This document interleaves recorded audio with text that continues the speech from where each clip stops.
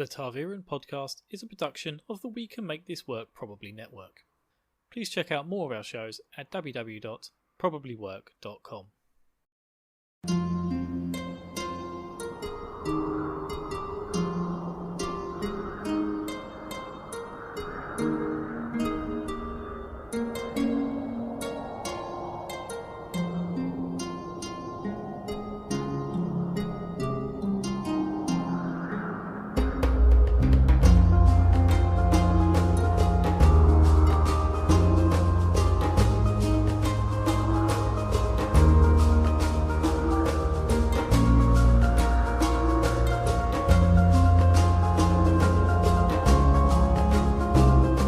Welcome, dear friends, to the Tarviran, a Wheel of Time podcast hosted by, well, me, Bill. Join me, Bill, each week as I go through the books chapter by chapter, hopefully spoiler-free, until we uncover the full mysteries of the wheel.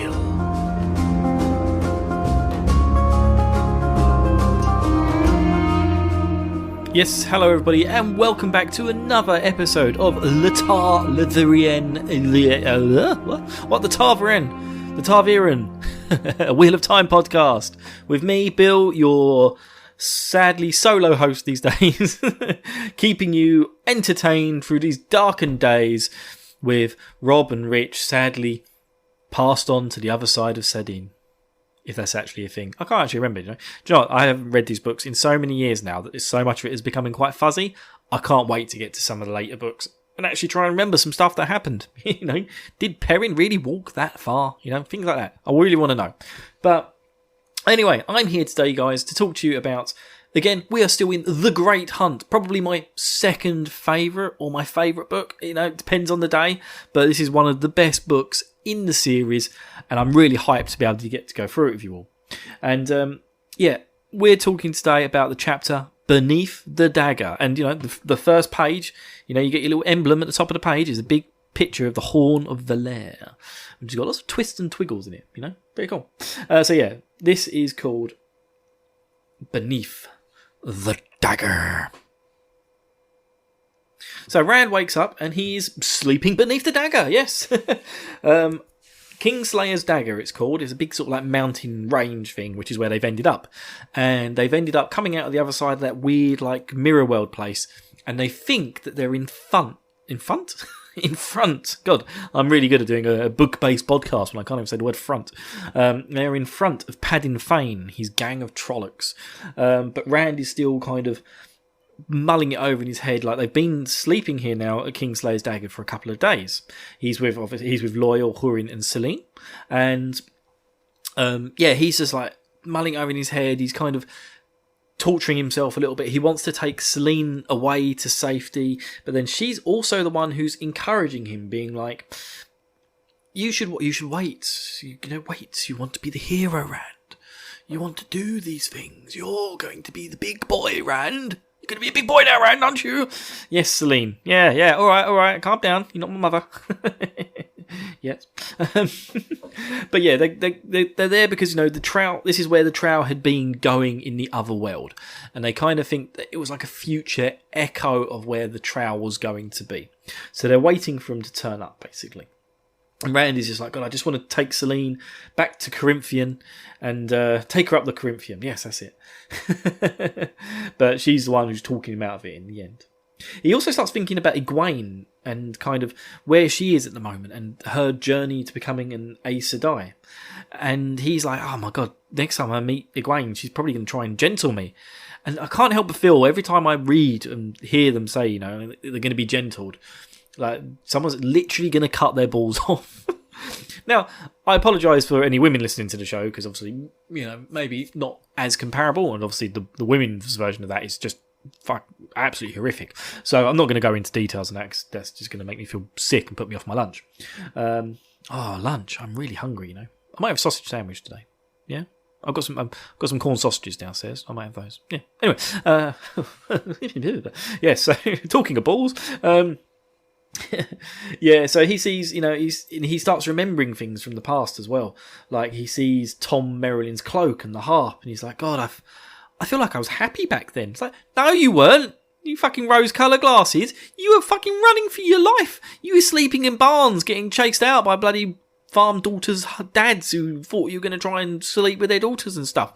You were not having a good time. And Matt was turning into a right little prick. You know, he had the dagger and he was getting really angry about everything and being a right little douchebag. And then you ended up bloody blowing those doors off that you didn't know you was doing. You were using the one power. You know, that was a terrible time for you, Rand. Don't look back fondly on it now.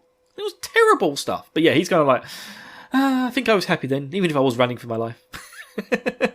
So we get the feeling that although currently there's no like real immediate danger, although they are waiting for Padding Vane to turn up at any moment with his gang of Trollocs and Dark Friends, Rand's really getting the pressure, you know, it's really beginning to sort of push on him and make him think a lot. And this is kind of where we're getting with Rand now.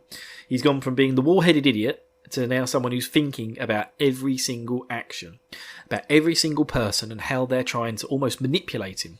And, you know, that paranoia is setting in as well. All these people are trying to manipulate him. His personality is really beginning to develop and change. And he also says, like, he also mentions about Egwene and Selene. Just like, God, I'm not really good enough for either of them, am I? And it's just like, Rand, have some confidence in yourself, man. You're like a 6'4" ginger warrior. Come on. Have some balls, mate. You know, be more strong with the women. Perrin would have known what to do. Yeah. Rich would have known. But he's kind of, even though he's sitting there musing to himself, it's cut short because he suddenly sees Selene bending over his saddlebags. So he unzips his so he's just like, what the hell are you doing? She's trying to undo his bag. And he's just like, obviously his fear comes from the fact that he knows that bloody flag, that flag of the dragon, is in the bag. It's just like, oh, how's this thing supposed to keep me safe when at any moment someone could find it and then they'll want to kill me? Like, this is ridiculous. And so she immediately says, like, I was just looking for something clean to put on while I cleaned my dress. And Rand even notes that her dress is really clean, but also if Egwene had so much as a crease, she wouldn't stop hell for leather until she'd got it out of her clothes. So he's very much like, oh, she's just so fucking suspicious, isn't she? Come on! Rand, use your brain. She's trying to go through your stuff. Anyway, he decides to give her a shirt. She strips off and puts it on. And, well, he turns around, actually. And this is where he's talking about, you know, we should go. We shouldn't be here. She's like, but the horn will come. And then he turns around and, like, mid-sentence is just like, because he suddenly sees that she's wearing nothing but his shirt. And her bare legs, which apparently are white as white, are just hanging out. And he just goes full teenage boy. I can't talk. And meanwhile, she's like, come on, think about the glory to come. You will be there with the horn in your hand. And it's like, there's certainly going to be something in his hand in a minute, Selene, if you don't put any clothes on. And you will be another Arthur Hawkwin. And it's just like, no, it wouldn't be proper. And it's just like, yeah, it's just such a silly affair. She's using all of her womanly charms to just completely distract Rand from the fact she was just rifling through your bags. Rand, you even said when you woke up, like you said, I'm pretty sure those saddlebags are right next to me. Now they're over there and Selene's bending over them, looking through them. She didn't actually open it. She had her hand on the buckle. But, you know, she was about to, man. Rand, come on. Stop thinking with your Sedine. Start thinking with your Stein. that doesn't work. Oh well, doesn't work, but it stays. Then suddenly Hurin comes running into the campsite, and he's like, "Oh, what guys, a fire down the hill!" But he also sees Selene and stops and starts like puts his head to the floor and starts rubbing his hand, like Rand and Selene standing in the dark. Selene's half naked. Rand's got his hand on his horn. He's like, "Oh, I'm sorry, milady." And Hurin wakes up. Loyal wakes up and like it's just like, "Is it my time for the watch?" This begins to feel like a moment of like Fools and Horses. Only Fools and Horses coming into the episode. It's pretty funny. So it's just like, oh, right, okay. But anyway, eventually Hurin gets his shit together because Rand goes, Hurin, what is it, boy? Boy! I don't know why I said boy. Hurin's like twice Rand's age at this point. I don't know. He's like, what is it? And he's like, it's there. I saw a fire. They were obviously trying to hide it from people following them, but they didn't expect people to be the other side and quite high up above them. So he said, I can see it. It's about 2 miles away, not very far off. And it's like, it's definitely them. Because, you know, they're obviously trying to hide the fires from Lord Agamar, who's following him. Okay, Celine. Why did you give Lord Agamar the horn? Yeah. Who's this Lord Agamar? Why don't you take it for yourself? Shut up, Celine. Shut up. And so, yeah, Ingtar... Yeah, because Rand was even like, Ingtar would not try and hide a fire because he's got no need to. He's just trying to chase after them. So yeah, Rand's like, come on, we'll follow them in the morning. We'll have Ingtar catch up, and then Celine's like, no, you don't want to give all the glory to Ingtar. This is our last chance. And what if it's not even them? You know, you lead them on a wild goose chase, and then we lose the trail completely. No, not happening. And Rand's just like, okay, I'll go down by myself. And Celine's like, no, you should take Loyal with you. But she uses like a funny name for them. Like, it's not, she doesn't call them the Ogre. She doesn't say you take the Ogre with you or you take Loyal with you. It's like you take the Fimbladim with you. Man, I should have wrote that word down. I don't know why I didn't. It's just like they just carry on as normal, as if she said something normal. She says it like 2 or 3 times, and then eventually he's just like, What is a flim flim? And then the lawyer's wanting to go, like, oh, it's a really old name for my people. Something to do about tree huggers. Okay. So she's just always slipping in these things where she seems to know way too much information and have really strange old time names for stuff. And it's just, she's the pinnacle of suspicion. It's really annoying. But yeah, anyway, so Rand, Loyal, take a horse and they go down to the camp, and then they start sneaking in. And yes, they see Trollocs. There are Trollocs about there, but Rand goes in alone, and he's somehow sneaking through everyone like some sort of madman. He's put himself deep into the void, seeking the emptiness, so he can feel the world around him. But he can also feel Sidin out there and hear it in kind of... He gets really musical in this chapter. It's just like, I can hear its musical tones talking to me, going, YMCA, Rand, don't you want to use the power today? You wanna know how it feels. You can burn everyone to shit. You can use Sidin all you want. Down at the Padding Fane. Sorry, I don't know. That was all off the cuff, and I very much apologise for my actions. Yeah, and like eventually, like they sort of say, Trollocs are just really lazy. They'll do anything. They'll give up any task but killing, basically, including guard duty. So it makes it really easy for Rand to just sort of sneak in, and then suddenly, like out of nowhere, moonlight illuminates the whole area, so Rand can perfectly see exactly where the horn is, and he's like, there it is, I can see the horn of Valerian in that big fucking chest. It's just like way too much is like happening in this moment to make it the perfect conditions for Rand to sneak in. It feels like someone's having a hand in here. You know what I mean? No, I mean Celine. Yeah, it feels a bit suspicious, Celine. Maybe Celine. I'm not. No spoilers here. It's just. She's so fucking suspicious. Everything about her. Anyway. Yeah. So he gets all the way up to it, and then he sees another. Like, there's basically like no one sleeping anywhere near the actual crate with the horn in it, except one mound. Which you can guess straight away. Oh, it's probably Padding Fane. In fact, actually, from the earlier chapters, Padding mentions about no one wanting to go near it, and he puts the dagger on top of the chests because he knows it will keep people away. And Rand sees the dagger, and he's just like, I don't really want to touch it. So he quickly nips it up, puts it in his back pocket. He doesn't want to touch it for too long because he knows what it did to Matt. So he's suddenly got the Horn of Valere in his hands. He's got Matt's dagger, and he summons over Loyal. Loyal comes over, and Loyal just picks it up like it's nothing. Because Matt's like, there's no way I can carry that fucking chest. I'll have to drag it out of here. I make so much noise. And Loyal just lifts it up like it's light as a feather. And then they just carefully, sneakily go back out through the sneaking Trollocs. But Fane has got 2 things. He's got a connection to Rand, and he's got a connection to the dagger. He suddenly feels the presence of the dagger gone. This is what I assume anyway. That he's felt the presence of the dagger gone, and suddenly wakes up. He's like, L4! You bastard, L4! Come here so I can kick you in the balls. The Wheel of Time in my head is very different to what I actually read of the Wheel of Time. But yeah, he's just like, he's fuming. Just like, Rand! I know it's you, Rand! I can sense you out there. But I can't sense you because you've got the void. And so Rand's just like Fucking cheese it, Loyal! Go! So Loyal starts to run. Rand summons in the voids. Trollocs and Dark Friends are running out in all directions, searching for them. A couple of them find him. Rand's full on, just like he can feel Sadin singing to him, singing the YMCA beautifully into his ears. And he's going into his forms. He's using the void and his sword to try everything that he can to not use Sadin to kill them. And Sadin screaming at him, going, Slayer! No, it's telling him, like, burn. You can just use me and burn everyone here away. You can burn the Trollocs, the Dark Friends, and even Padden Fane himself. But he's just like, no. He's just like, I'm using the Heron Blade and it's going to keep Sadin from me.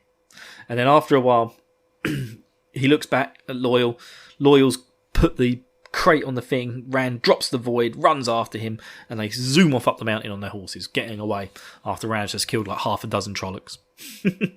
And then left without anyone really knowing where they're going. Success, eh? I've played Metal Gear Solid a few times, and that was a damn good infiltration, Rand. You did good, sterling work there. And yeah, so eventually they come back and they meet up with Selene and Hurin again. And Selene, like, Rand is like, I don't know how to open his chest. And Selene's like, do this. And she puts her hand in some like really tricky spots, clips some latches, and boom, it opens up. No one else has been able to figure that out so far. How did Selene do that in 2 seconds? You suspicious Selene. Suspicious is your name. Your honesty to blame. That's a Metallica song. I'll have to listen to it later to remember what it was. And she also, when Rand looks at the horn, she reads the inscription on it. Taimi avion modin isla vadin, which translates to the grave has no bar to my call. Because it's going to summon the heroes of yore, isn't it? Yeah, that's what the fucking horn does. So yeah, so now, she also speaks the fucking old tongue. Oh my god. If this woman isn't fucking like, I don't know, like the Dark Lord in disguise, or what's his name? Who's the guy? Beelzemon with his burning eyes, like just disguised as a woman, I'm going to eat my shorts. Fucking Bart Simpson from the 90s. Whoa. Right, Bill, come on, I'm going to use my fishing rod. I'll wind myself back up to the modern day. Right, anyway. Yes, so Rand's just like, no, I'm going to take the horn back to Shinar. Selene's like, no, we should go onwards. He's like, no, I've got to take it to... Rand's also thinking, he said, I really need to actually take this fucking thing to Tarvalon. Fucking fat chance I'm going there with all those fucking witches wanting to gentle me around there. So he's like, I'm just going to take it back to Shinar. I'm going to let Intar deal with it from there, and they can take it back to the White Tower. Fine, fucking do. And Selene's like, no, Corinthian's not far away. And also that's where Intar's going to end up if he keeps following this trail. So he's just like, let's go back to the safety of Corinthian, and we can all stay there together. And then also, at this point, he shows everyone the dagger. And again, Selene's just like, put that thing away, throw it away. That thing's deadly. She's like, how do you know that? It's just a fucking dagger to you. Like, we know it's cursed. We know it's got some weird shit going on with it, but she's just seen a dagger. And she's like, whoa, Rand, what are you doing that, man?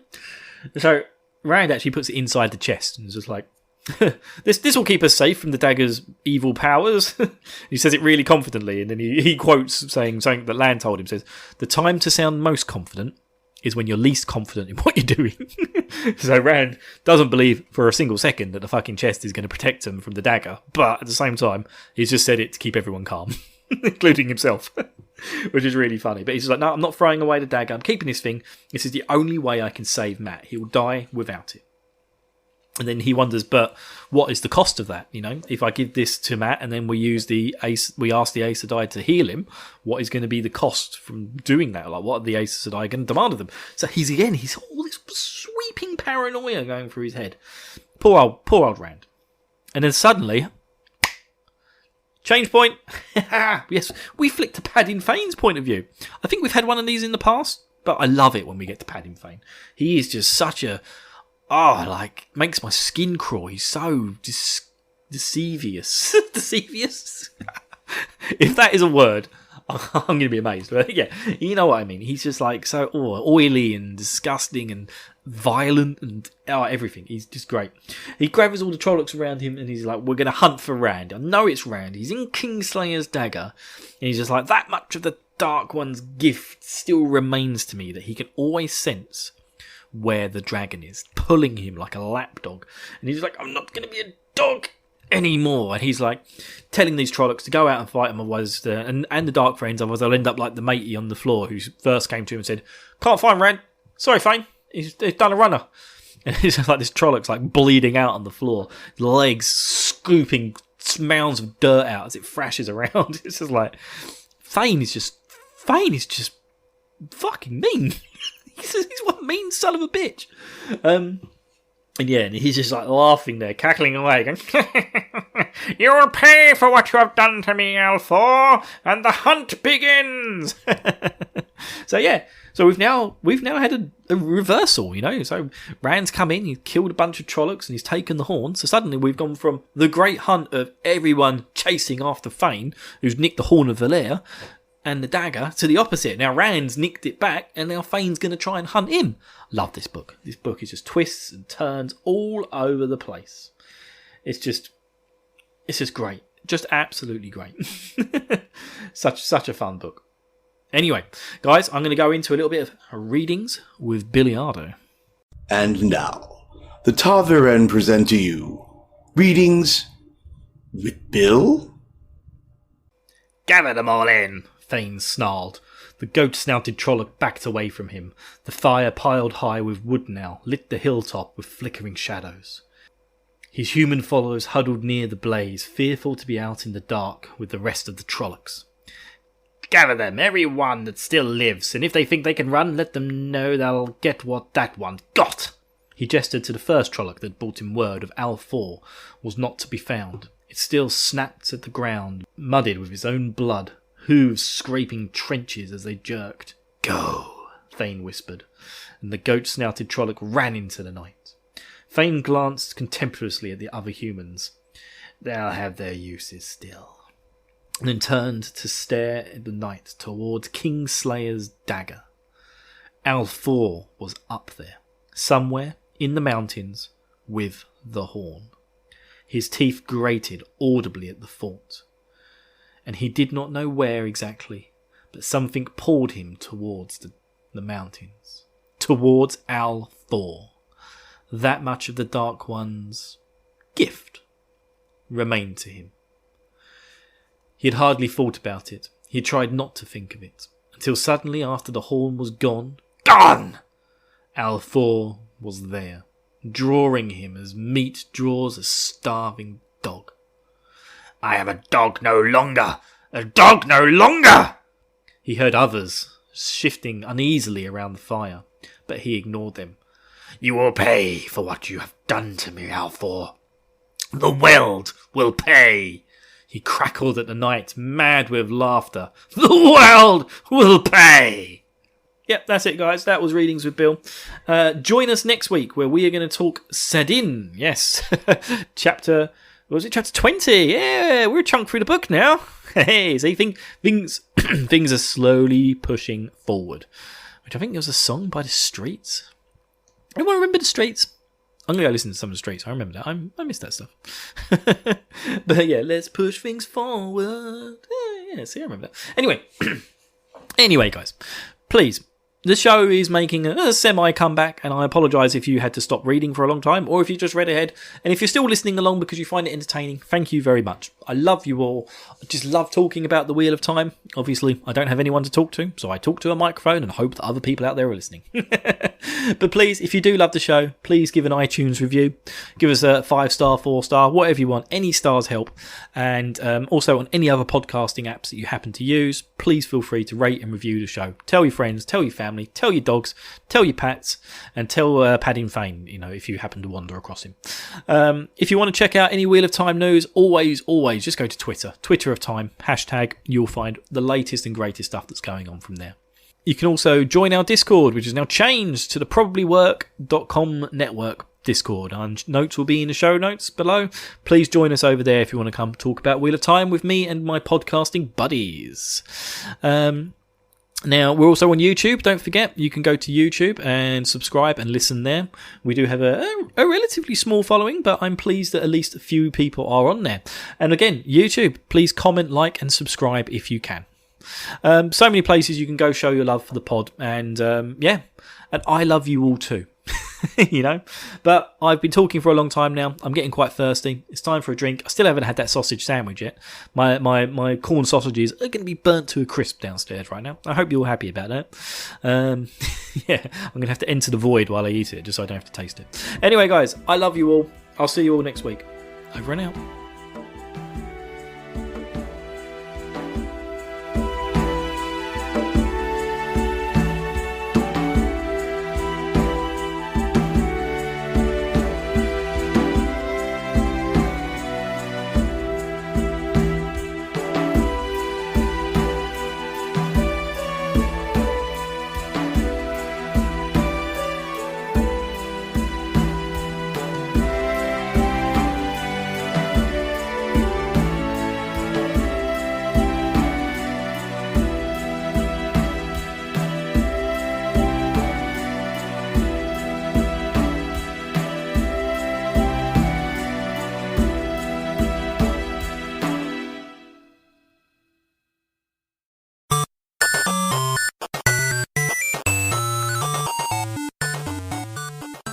This has been a presentation of the We Can Make This Work Probably Network. Follow us on Twitter @ProbablyWork for more of our questionable content. Also, we have a website called probablywork.com.